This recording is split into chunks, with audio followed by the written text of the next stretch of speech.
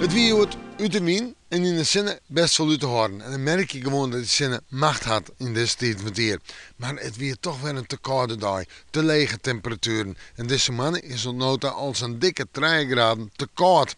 Wel, het tweede pad van de mannen, de komende dagen, dan wordt het staren gewoon wat warmer.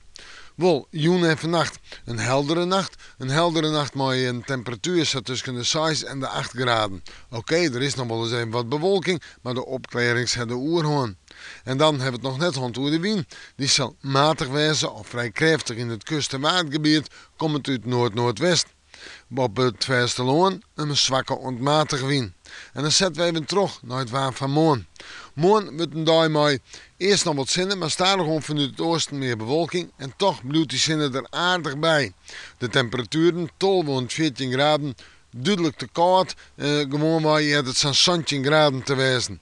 En de wind die komt morgen nog altijd uit noord-noordwest waai en die is matig en vrij krachtig, maar in het kust- en waardgebied krachtig 4 van 6. En dan zetten we terug naar het vooruitzicht. Dan gaan we richting dat Pinksterweekend. Op Toonse heb ik een temperatuur staan om en bij de 16 graden heen.